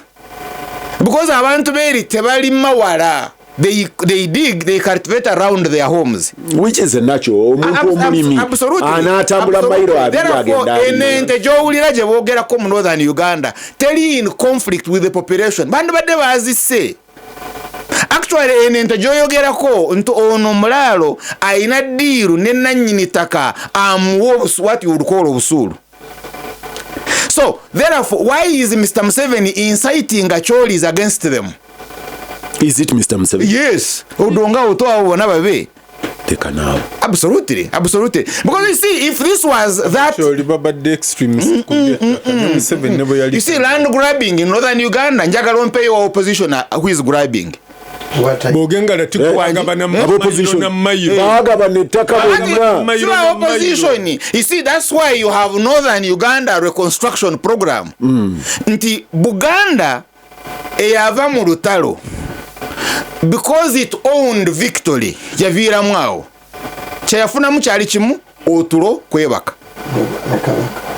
otulo I'm not very sure nti yamufuna yenna kakati kabgozi na yacha abanja now kakati sine tuvako nga tukyaba kakati but northern Uganda eyali mu government je bajjako yo netandika okubanja otuta obuyinza bwaffe tubwetaaga nakali nagiwa economic benefits. Now as we speak right now, when the Mwanga Kivumbi is going to descent, watandika okuwakana Museveni tagenda kubawa Buganda reconstruction program and NUSAF and BUSAF, Buganda social action fund. No, instead he has gone again to the same acholies nabagamba balika tuba isolating and naribe babaletera ebizo manyi babavaamu nemba kuba kakati they isolate them. Now he's also again going to give them other programs. Now ate burwabo wa programs tebagala ku investinga waabwe. That's why you have got the actual quotas. Do you have Buganda quotas in Kitugum? It is actual quotas is here. So and you go and check Kasokoso, it's growing very slowly. It's a huge military group. You can't tosobola kuyingira no kolachi nobody displacing. Eventually they will have that land, they will have the money, and they will be satellite cities. Wosanga ebizibu bonga basenga wano sukusenga atebo tebakiriza basenga wabwe. The economic empowerment jawadde the elite class in northern Uganda is a push factor out of north. Yes. Buli lwofuna resources eri wano eri bwofuna resources olinya nyonyi kujja Dubai. Yes. Dubai Uganda. Yeah, Uganda. Therefore you are pushing them out of there by empowering that elite. Singa bada empowering the poor, the peasants, they would be forming trading centers. Bandu bade bakola trading centers nga babaja bakula from a trading center to Akatauni, then eventually to these cities. But when you give the bigger group, they will go to Guru. Guru, then they will come to Kampala. And if they are thinking of buying land on Fungaloho, Mbuzi, the first Sarah in Parliament yagule nyumba wano. I think even the second Sarah katuwawa kugula taka tagenda kurugula West Nile. Ajakuba agula Ruweru, because Kampala is expanding towards Ruweru. They are the ones who are buying in Mukono. You get why? Because they have been pushed out of the north through that selective economic. Is that the same as Ankole? Which it Ankole were occupied. We are occupied because danger je tuina is that we can uprise. You get bino ba manyamshegabo revolutions abade ba leading ba malo okutegeera na to handling military. And I think even Kabali eri kumaseye because che yakole torolo nga yingiza yaba China bwana achikole Kabali then they are Gasimbagane ne banna mawuli njagala muwanga kati muwanga owuliriza Rwomushana no owuliriza ne Katerega. I think Rwomushana kawa simanyi kye bataddemu leero. Yes, abadde mulungi nnyo manyi buli omu abeera n'olunaku lw'endesana bye batadde mu kaawa tulina omukebera naye ekizibu kya nsi kakati we are dealing wane waffe tulidiringa ne Katerega agezezzaako okudiringa nakyo. You are dealing with state of your nationhood. Nti irrespective of emyaka abazungu batufugemeka nga nsanvu na gino gitwefuze nkaaga 13.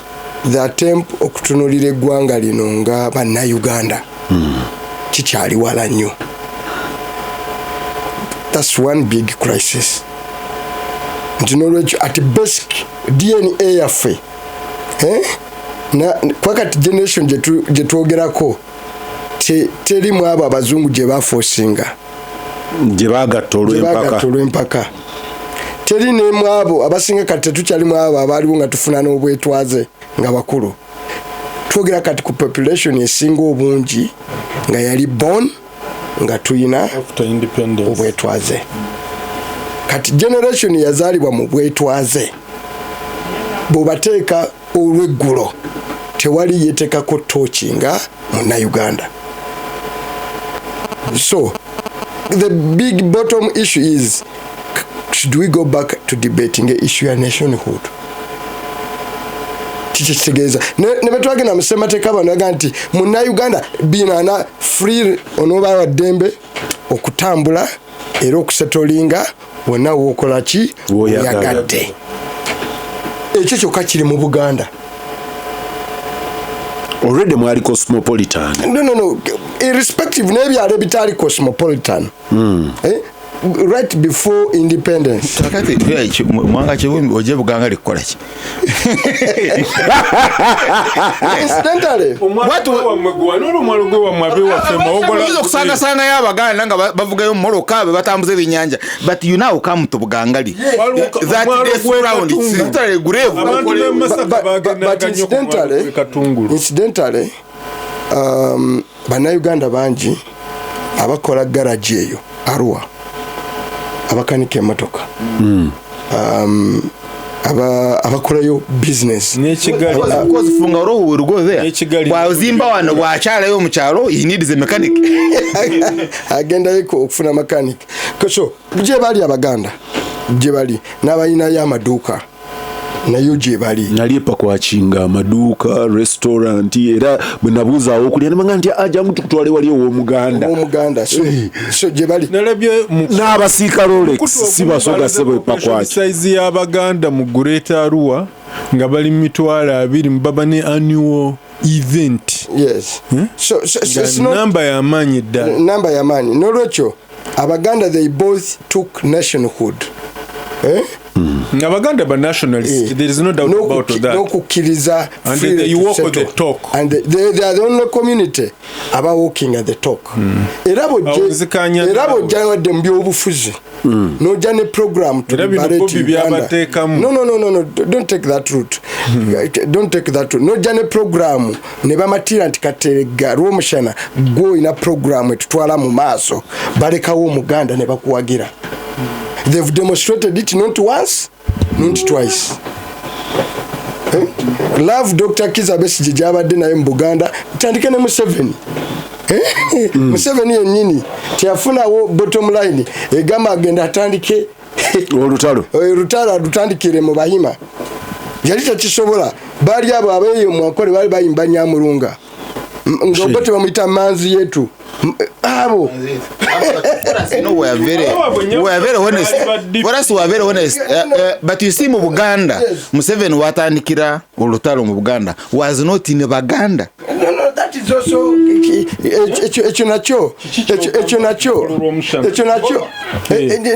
Mama is Buganda. By the way, the core.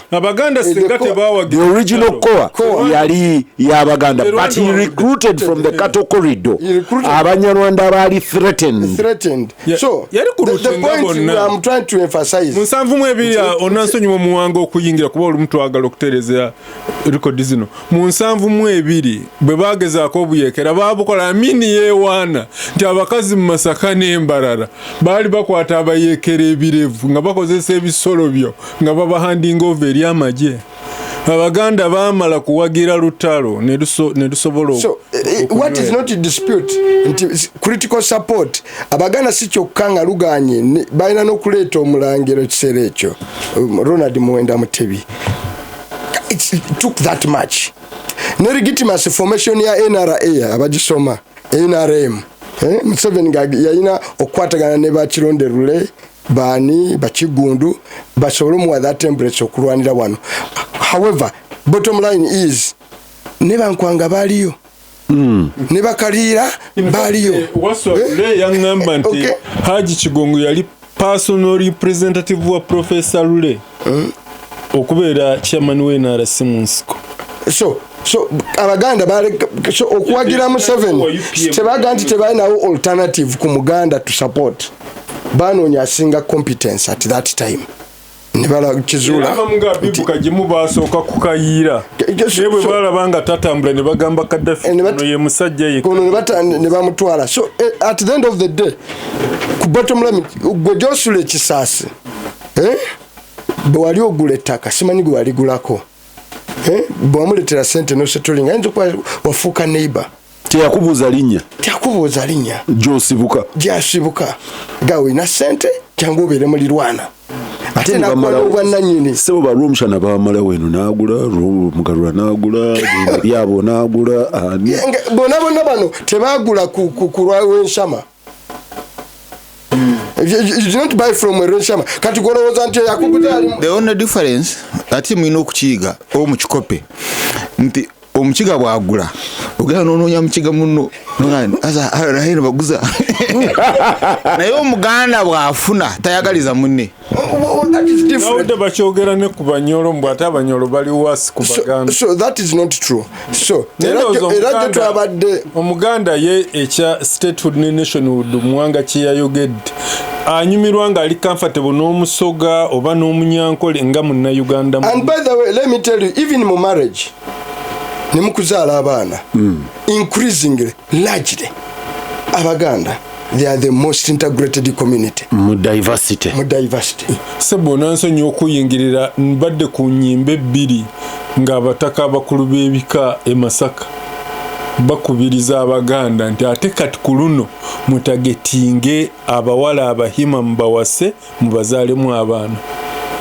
That is different. I don't know. Nnyimbe 2 omanyi basudde yagamba abawala b'abayima baatugaana oba bewasiza bannaabwe. Kati so ne mu social life ne mu business life tugende mu business life omuganda baba dealinga nekibazo ku business. It's business. Tajja genda wakaterega omuganda alekawo edduuka lyakaterega n'agenda agula mu kumuyindi olwa price ennungi. Ekyokuba nti gw'oli muganda munne tekimuleeta mu kataleko. That's not good enough. So batuusaawo kakati point gye emphasizing nti mwanga move on eyo gikubye ndoze matidde. Yeah, it is increasingly nti the rest of Ugandans have refused to embrace the nationhood ya Uganda. Naba Rwomushana mu evening mudane mudda mu conspiracy. That's so. Yes, all of you actually you conspire. How do you dominate? How do you atebisere bisinga you conspire against Baganda? Tuvula kati nawo mbabona omulimba moyo gwagwanga bulungi bayingira but the rest of these communities on the good day when they sit down ku evening they all sit down to conspire kuba nationalists. Era sometimes ne badani baganta so kati ekyo nekimala nti we are celebrating kati mu bisera ya foronasa nga bahantinga abasiramu the you see that area of Nsinjurawo wonna amini ya abasiramu abali abaganda they were believed to be state research. Now when they were being hunted ataba abakuma balalo the ones who protected them waralo munte n'abakatoliki. Yes, n'abakatoliki you get they I think we are fairly integrated but waliwo osanga community mu kitundu kyeri munge etya. So when you threaten it Peter ekyo kimu kati the danger kyetwafuna is that the nkyogere nti abalema okufuuka bannayuganda bakwata obuyinza. Yes, abalema okufuuka bannayuganda with that bias bakwata obuyinza ne batu no inherently nga balina those biases. Museveni bangali yamala nafuweero yatutegeera. Please kankolesa mission yange nti problem gye twafuna ng'eggwanga nti bano abatananyikira kubeera bannayuganda bafuna access ku bintu 2 oba 3. 1 bafuna obuyinza ne bubawa emundu kambere direct ne bubawa ne sente. Kati olina omuntu kati nga kati kuepira kantize mu Busiraamu olina omuntu shahada yenge eri sinywevu nafuka mufti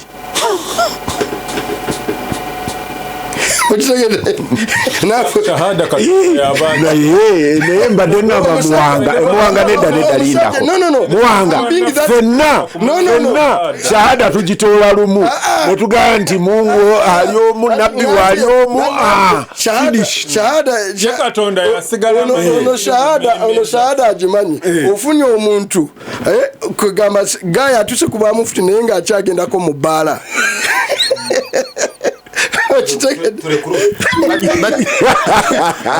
But you see, Mwanga, I wanted you to, because I got over ku issue here. It's a very heavy issue. Anya kwata Kampala. During the no, it's that in that issue of citizenship. Awambe chibuga Kampala. Yakulembedde was Rwigema. Fred Gisa Rwigema. Literally alete je. Ilikwata Kampala. No, yes, aha. Now wakati wakatongane Busega. Anti ngamba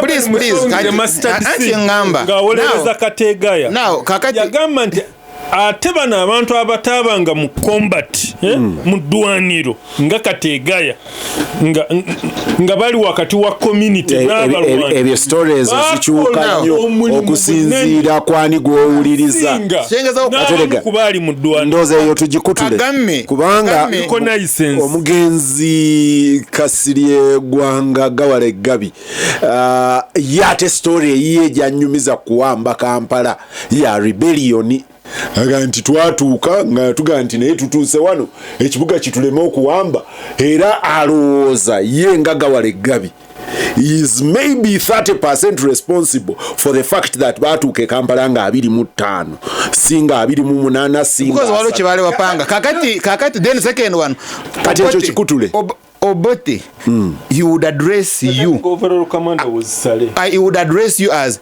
fellow citizens. Has Museveni ever? Bazukulu. Museveni will tell you fellow countrymen. you can't say fellow citizens. What are you saying? Jimpe speech. And we are fellow citizens. Ndi munnamawulire. Obote olw'okuba buli kaseera yagamba nga fellow citizens. Abamudira mbigere bayina okugamba fellow countrymen. Noli kyamukyusisa olunaku 25 January nagandi sigenda kubeera ku lunaku lwa Idi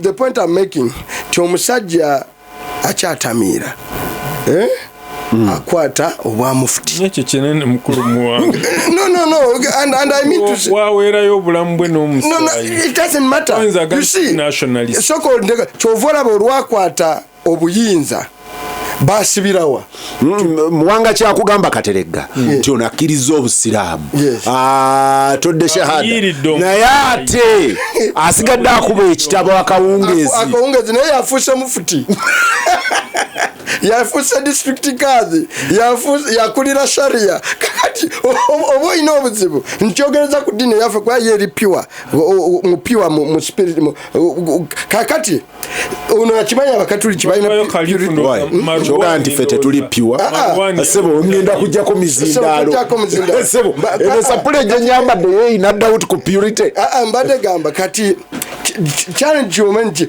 ono yakwata nga tanafuuka munnauganda beyamala okukwata obuyinza baba agenda yes nga tebana the problem is not defining the mbadde deliberate bakwata obuyinza nga sokaga nti naye linettaka eriri ekyankwanzi mbulira kubakwata obuyinza original atadduka quickly kugenda ku grabbing kufuna square mile Rwigema ajina Mwanga bwe njogeza ne mikwano gyaffe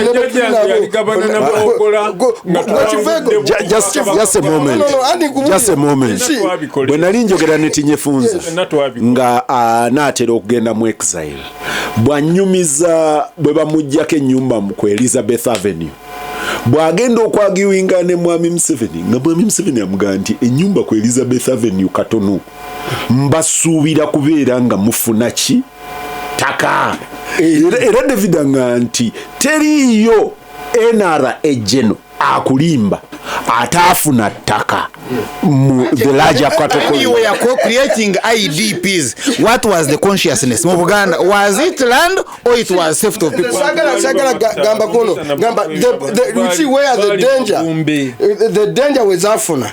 Nti omusajja ono bwe yamala okufuna ebino one nafuna obuyinza nafuna eri obwerere. Bamala okufuna ebiwerere nafuna emmundu ng'asobola n'okusengula.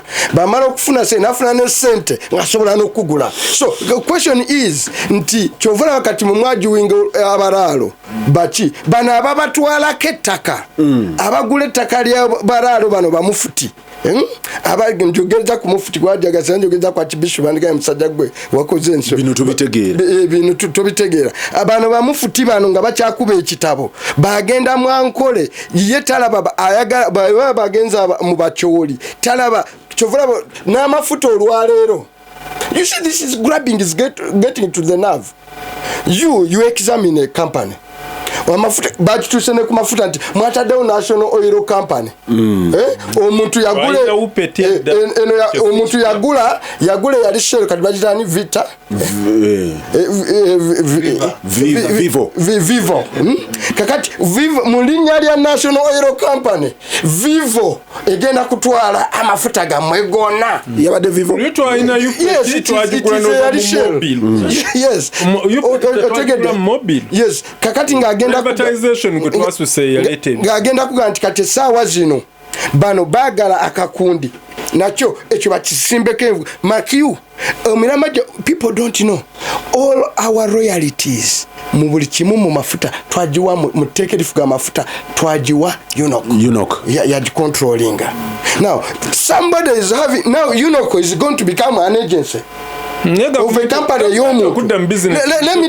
Let me tell you Katerega bino temubigezako bijasify Katerega bibiri byanjawulo government esobola okukola business kuba amakampani agasinga obunene agamafuta mu nsi yonna ga government naye muwanga kyakugamba nti government yazzo okukola business ate nejjeewa kibazo nega nti gwe kibazo tusuubulire fe tukuwadde cover tusuubulire ono nga gogamba okusuubula tebagenda biretewa mu mpaka ono gogamba.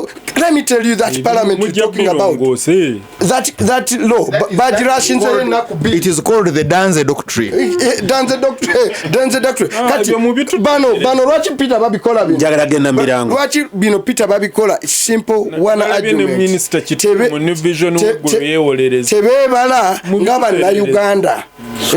That's where you have a problem. Ampuliriza bwoba owuliriza omanyi eriyo concepts biri ba philosophers b'ebyobufuzi bazirifaringako nnyo.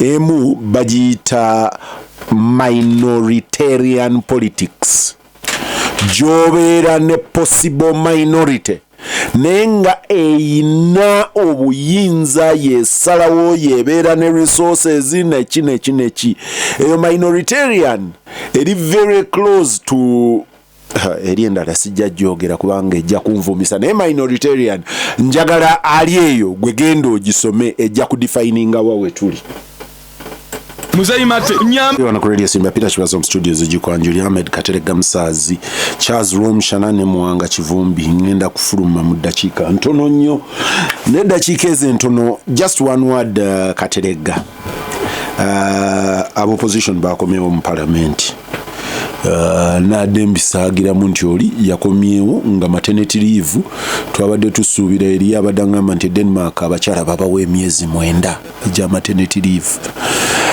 wano tubawa ennaku 9 eza maternity leave nono yasazeewo ku lw'obwagazi bw'ayina eri eggwanga Uganda akomewo nga tannaweza na mwezi mu maternity naye coincidence ne yeesanga nti ate we yakomeddewo n'ababaka b'opposition nga bamaze okukkiriziganya nti kale tusindiseeko katugende twesange mu parliament. Nze ekyo sikyewuunya kubanga Oweekitiibwa Sipiika lwe yayina ebizibu mu bantu bonna gwe yabbirako ku kyama kye teyali na Haji Magogo, yali Honorable Mathias Mpuuga era ne Honorable Mpuuga Namugambi kwegamba enkolagana eyo nayo oba oli awo nayo naye nga ebyobufuzi saagala temukitwale bulala naye nze ku lwange waliwo bintu bana opposition bye baraising ebiza okubanga biri mu eggumba ensonga lwaki tuyina loyo opposition si anti-establishment wabula nze ngamba nti singa bana abanupu batuyamba ne bagamba ne bawa obweyamo Honorable Mpuuga nti agenda kumalako ekisanja kino bino bijja kati awo osaze layini katereka ngolezi batuyambe ekyo bakikole parliament ekutambula nga bwe naye wandabadde fair gwe twawukanye n'osooka naye afulumye nadda because wali the commander in the chief of the walkout kamana in chief abomuntu ayinza okuba nga yali operation commander he was the acting commander yaliwo concept yonna ey'okufuluma yagireese kakagweyogera gwe mpadde omuzindaalo mukama waabwe yazze babadde balina okujja okumwaniriza in other words kyekitegeeza nti tebafulumira nsonga ekyokusooka ekyo nkiwulidde wano wa Peter nti mwakomyewo nti twakomyewo mwangubiirawa va ku kidiba jangu osimbire anti nkubuulira nkiwulidde wano wo nti twakomyewo manye ebbaluwa gyoyagala okundaga eyanita yagala okunzigirayo gisome egamba ki tasaga tumisiridinge bantu eno Gasimbagane ne bannamawulire ate ku radio yaki empologoma y'eddembe so tetunabaako kusalawo temunadda decision yakudda mu parliament tekinabaawo olukiiko luteekwa kisalawo lumpulirize lukiiko lwa entire opposition caucus terunatuula wabaddewo okunyumyamu akaboozi emboozi ku nsonga ezo n'abakulembeze abamu abakiikiridde ffenna naye tebanatuwa lipoota abatukiikiridde mukola ki ndi very clear batibera ni moralo because babadde oyogera kuziri ensonga moralo eriro nnyo no anti the overall caucus yesalawo naye waliwo abagikiikiridde ate leadership level ne babaako beboogera group ebeera ne leadership anti nebabaako mwabadde mubatumya ababakiikiridde leadership kibasazeewo kyekyo no tebanakola report and makio tebanakola report mu caucus yonna tebanakola report ku shadow cabinet n'olwekyo baba ina bibakanyizaako so you will sign a minority report baba ina bibakanyizaako bakyalina bireta mu byendosinge mu organize biri cabinet neki negundi so ati tetunabiraba mubiwulira Gasimbagane mbiwulidde na wano nga gobyogera so wano nkugamba nti okujjako mpuliriza and tell the truth that kibazo gets to know notamanya ngisimanyi ngeri gye muli banneiba yagambere wano nkubulire nti okujjako nga bitwayogera ku manga gavumenti ebikozeeko sisuubira nti waliwo olukiiko kwezi ebbiri ezijja okugendera kwekyo kyetwasalawo katwatisalawo ebayo okusesetuka mu negotiation noga nti give and take kati bagivinze eki twasaba ebintu bina Peter twasaba ebintu bina one okwetonda okitegedde ekyokubiri wajja kubaawo okunnyonnyola okutali no kandi nze nkuwa feedback muwanga anti nkugamba nze gye nnywa kaawa mbiwulira kati gwe gyonywa kaawa owulira naye nze kati nkugambye balina okwetonda balina okuwa full accountable bite leader president yuga sequential one by one okuva ku linnya erimu kutuuka ekyokubiri okwekomitinga nti this impunity ejja kukola ki n'okuleeta gurupu eyabakiikidde ebyo n'okuleeta anedda ssebo nkugambye ekintu kimu nti tugenda mu lukiiko temanyi lijja kutuula ku lwokubiri So olukiiko did the meeting, the general meeting ya caucus yasalawo bano bagendeyo. Yeah, general meeting yasalawo bano bagendeyo. Because NF tubanja. This is leadership. Yes, it's okay. No. Leadership. They are expecting a report. A report. I'm your advocate. Yes. Lawyer. Yes. He wants to say you're a liar. To Gasimbagane management you're a liar. No, we reject it. The General Assembly sat ne sarao ne tekayo a negotiating team. And the negotiating team has gone. You confirm? Yes, you confirm. Katugamba olinze report. And in his report. Byona yo bado yagala babifunye ne baddayo. Question and we banadanga baba twabifunye. The second thing chibazo which is very annoying. Nti General Assembly we sarao delegation egenda tegenda wasoma stayebwa. Ino genda wanita amonga. No incidentally ochimanyi buchamu. Ki meeting ya tuza yalimu tayebwa. Ya chalinga meeting eyo. Ya negotiating. Bano je batula nabo saliyo. I'm not part of the delegation. Chova sinagiraba. Kati nyakuga anti meeting ya negotiating ebyo yatuzibwa Thomas tayebwa. Oli yesanze bwesanze ngavudde mu maternity leave at the right time to declare Simbagane ne bannamawulire. Mama Paulo